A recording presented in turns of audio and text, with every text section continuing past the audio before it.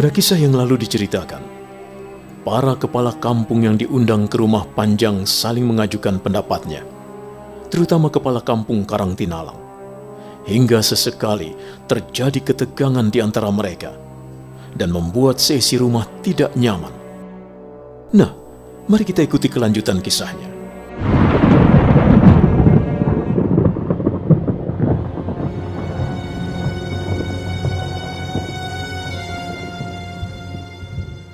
Sapartina mengungkapkan perasaan kegelisahan hatinya. Dia memang sangat tidak tenang sejak adanya dua benda pusaka di rumahnya. Rumahnya terasa panas dan tidak nyaman.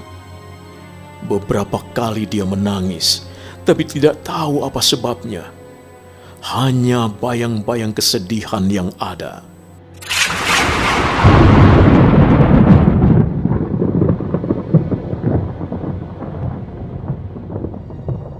Kita tinggalkan mereka sejenak.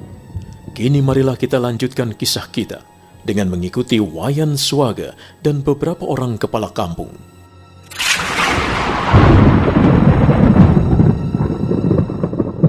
Tadinya aku mengira, siapa yang mengira ya Raden Mas Sundara akhirnya naik tahta kerajaan. Tadinya aku kira Kanjeng Gusti Anom Amengkunegara atau Kanjeng Pangeran Arya Ngabei. Kanjeng Arya Dipasena atau Kanjeng Pangeran Arya Kusumadya. Lebih tepat sudahlah. Sebab menurutku mereka lebih perwira dan juga perkasa. Iya, tapi kalau aku sebagai... Dengar, ada apa lagi itu? Suaranya kok terdengar emosi, marah-marah. Ada apa rumah kita ini, Mbak? Iya, tadi sedikit kedengaran. Ada soal penobatan, naik tahta, raja. Mbok apa lagi? Lah kok kedengaran lagi bicaranya ada yang keras-keras begitu ya Rukmini? Rumah ini kok jadi tempat pertengkaran toh yo. Aku jengkel. Aku keluar tak omelin semua. Bikin orang gak tenang saja. Sabar Mbak Tina. Kita kan tidak tahu dengan pasti ada apa sebenarnya. Salah-salah nanti kita yang dimarahi Mas Wayan dan Mas Made. Iya benar Rukmini. Tapi aku sudah tidak tahan mendengar orang bertengkar begitu. Karena kan akibatnya pasti berkelahi toh. Pamer kekuatan, hajar sana hajar sini. Lihat itu, Mas Made dan Mas Wayan sampai babak belur. Karena apa? Berkelahi, mempertahankan harga diri. Ya toh? Iya Mbak, iya. Semoga kali ini tidak. Jangan sampai terjadi keributan. Tapi itu kalau nada semakin tinggi pasti emosi, kemarahan juga mengikuti toh Rukmini. Nah itu makin tinggi itu jelas toh itu membuat pertengkaran meningkat dan akhirnya adu jotos, silat. Aduh wes, bola apalagi aku kurang ngerti. Tidak bisa begitu, harus dilanjutkan.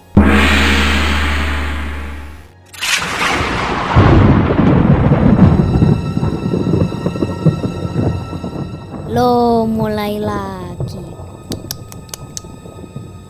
Mesti nanti ribut lagi. Duh, mumet aku. Kok podo ribut aja yo. Memangnya ada apa toh? Tuh lihat, bapak yang satu itu kelihatannya melotot, tapi yang satunya diam saja. Tidak ada kelihatan marah. Tapi itu... Iya, kae. Tuh, marah. Itu loh, kelihatan toh. Wah, bahaya. Ribut lagi nih, pasti. Ih, apa itu?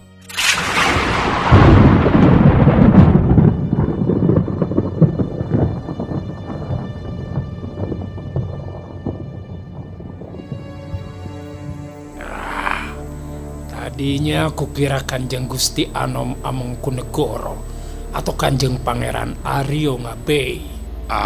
Kalau menurutku Kanjeng Arya Dipasena atau Kanjeng Pangeran Arya Kusumayuda lebih tepat.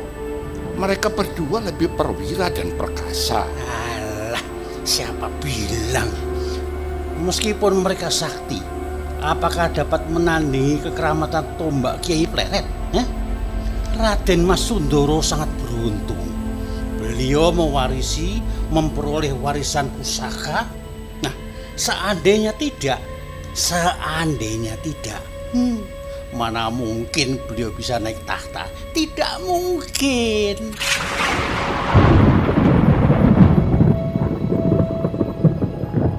Mereka, para kepala kampung, saling adu pendapat. Ada kalimat biasa, tetapi ada kalanya tegang, bahkan memuncak menjadi adu pendapat yang sengit. Di antara itu, muncullah kalimat seorang kepala kampung Krosak dengan nada biasa, namun menghentikan kata-kata mereka.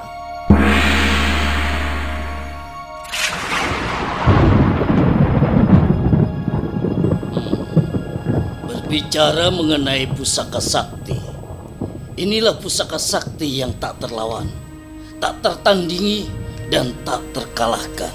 Apa maksudmu? Kalian tahu, Pangeran Semono dulu adalah cikal bakal kerajaan Jawa. Dia adalah putra Batara Korowelang, Raja Loano. Ketahuilah bahwa pusaka Raja Korowelang sebenarnya ada 3 buah. Yang pertama, Bende Matara. Yang kedua, keris Kiai Tunggul Manik. Dan yang ketiga, Jala Korowelang. Loh, paham sekali sampean. Dan barang siapa yang bisa memiliki ketiga pusaka itu, maka dia akan dapat merebut tahta kerajaan Jawa.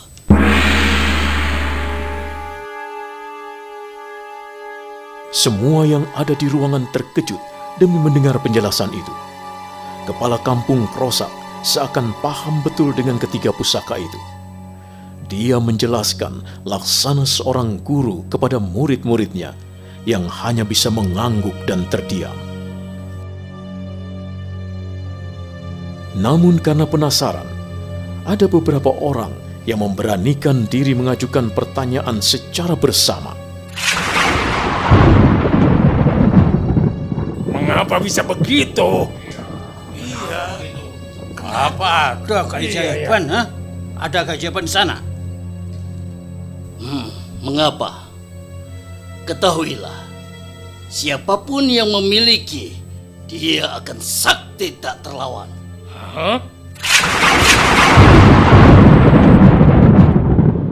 Suaranya menggelegar seperti guntur, dahsyat, menggetarkan, dan gerak-geriknya sangat gesit dan lincah. Gesit bagaikan kilat. Dan tidak hanya itu, otaknya akan semakin cerdas walau tanpa guru. Dan dapat dipastikan, sekali dia melihat, dia pasti bisa. Bahkan jin, setan, iblis sekalipun di seluruh kepulauan akan sujud kepadanya.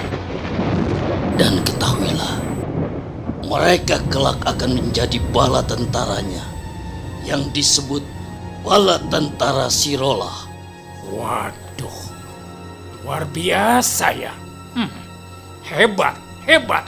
Iya, sangat hebat dan luar biasa. Nah, kalau seperti itu kehebatannya, lalu siapa yang bisa melawan? Siapa? Apa kalian mampu? Sanggup melawan dan mengalahkan jin, setan, dan iblis yang tidak tampak oleh mata? Apa ada yang berani? Ada?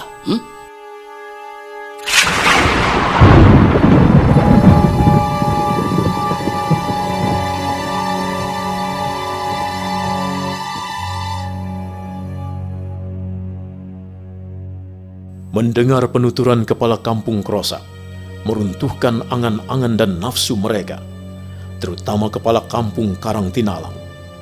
Keinginannya sedikit demi sedikit mulai memudar. Walau dalam hatinya tersimpan rasa penasaran yang dalam. Namun runtuhlah keinginan mereka demi disebutkannya kehebatan kedua pusaka Kiai Tunggul Manik dan pusaka Bende Mataram itu. nyali mereka mendadak ciut.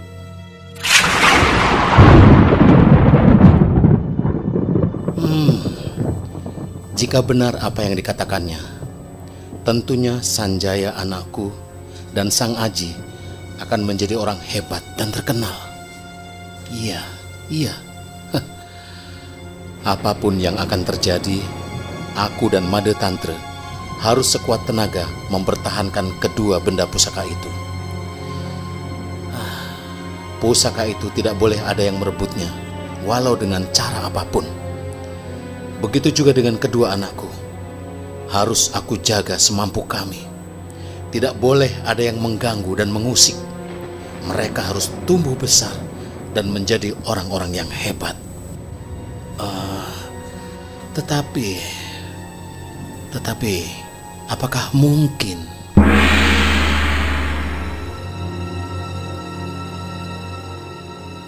Bukan hanya Wayan Swaga yang punya harapan demikian. Made Tantre pun demikian pula.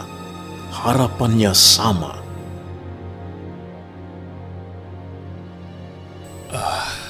Tapi apa mungkin? Aku kurang yakin. Kenapa jadi ruwet begini?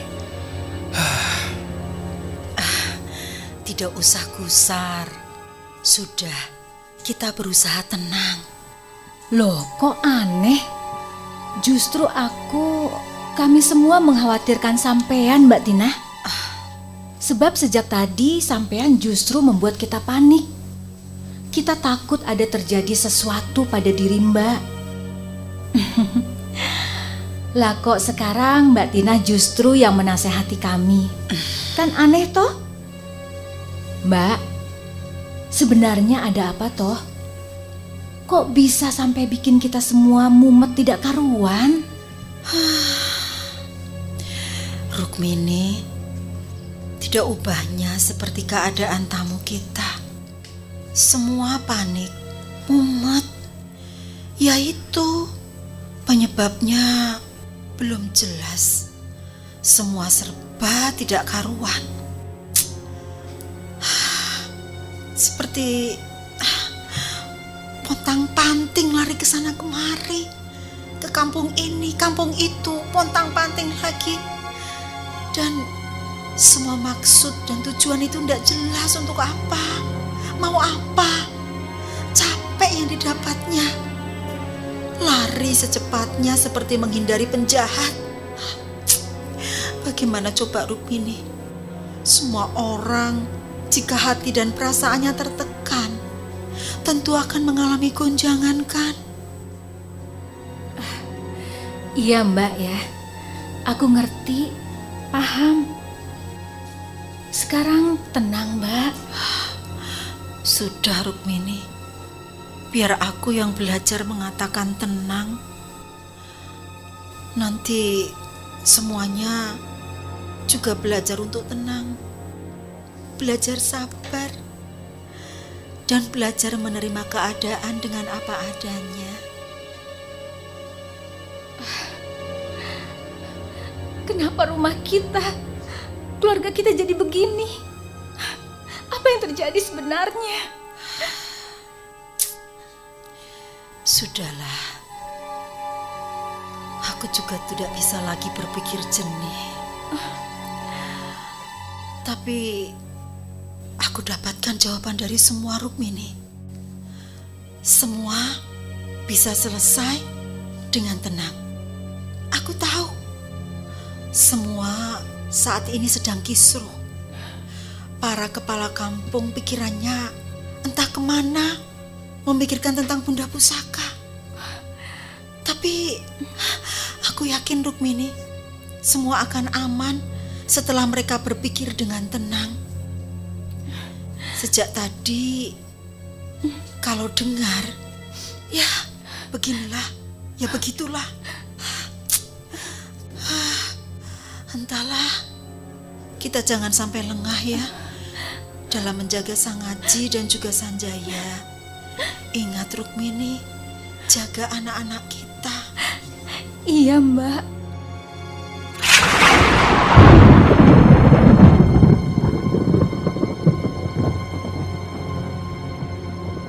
Pernahkah kamu melihat pusaka Jala Korowelang? Bagaimana mungkin aku bisa melihatnya? Aku tidak mampu. Aku tidak kuasa. Dengar, menurut tutur kata orang-orang kuno, Jala itu tidak nampak. Dia selalu ada bersama dengan kedua pusaka itu. Hah? Wah, kalau begitu, pusaka Jala Korowelang pasti sekarang berada di sekitar dua pusaka ini.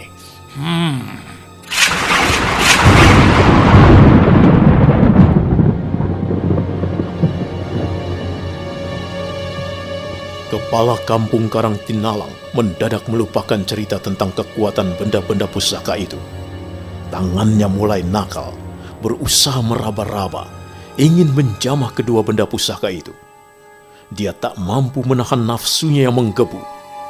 Namun belum juga tangannya berhasil menyentuh benda pusaka itu. Mendadak, tangan kepala kampung Kemarangan menyambar dengan cepat. Hop, jangan. Hah? Jangan sentuh. Kamu tidak berhak. Kamu tidak berhak sama sekali. Tidak boleh.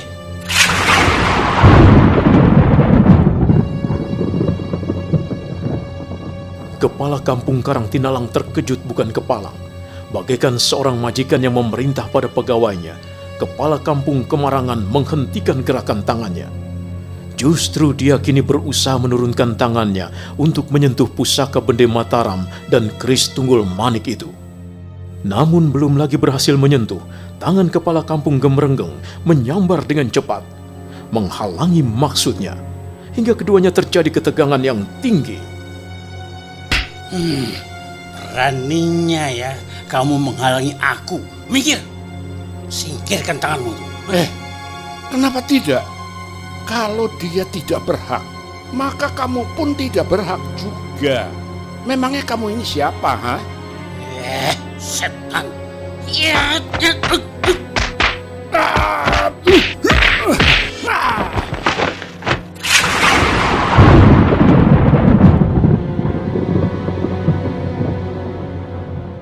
Dimaki seperti itu, meledaklah amarah kepala kampung Gemrenggeng.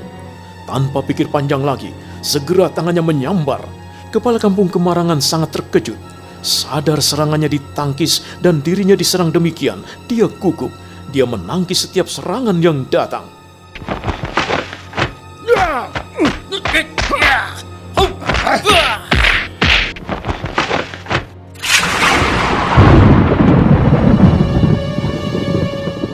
Dan dalam sekejap saja, ruangan itu telah berubah menjadi arena perkelahian di antara keduanya. Saling serang, menghindar, dan teriakan-teriakan perkelahian.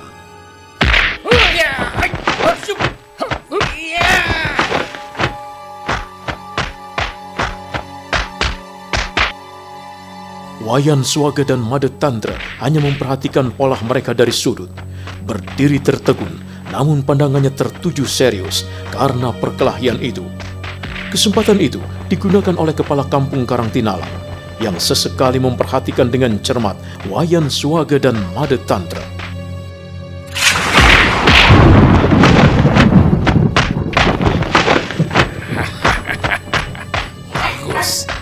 Bagus.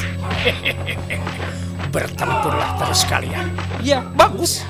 Hajar, pukul, tendang. Dengan begitu, kedua tuan rumah pasti lengah. Mereka pasti tertarik dan perhatiannya mengarah ke sana, ke perkelahian. Nah, kesempatan akan kugunakan dengan baik.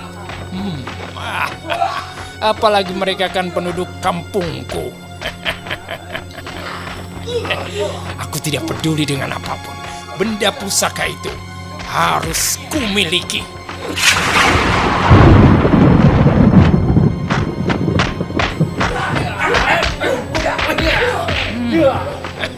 Jika aku berteriak, bergerak, pasti Wayan Swaga dan Made tidak akan menghalangiku. Ya, aku harus segera bergerak apabila mereka lengah.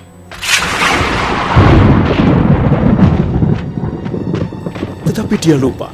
Dia melupakan apa yang ada di otak kepala kampung Krosak. Orang itu juga menginginkan kedua benda pusaka itu.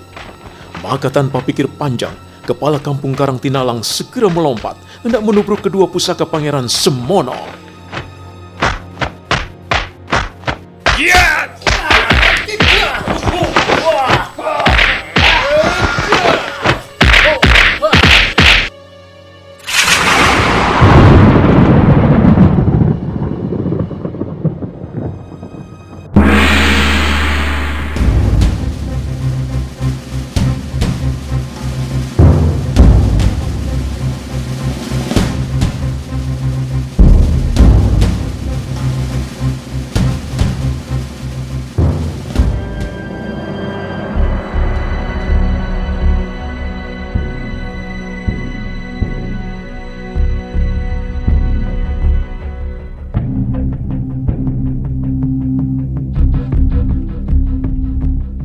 Nah, berhasilkah benda pusaka itu diambilnya?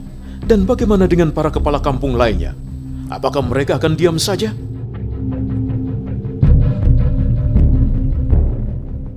Saudara pendengar, untuk mengetahui jawabannya, ikutilah terus serial Sandiwara Radio Bende Mataram ini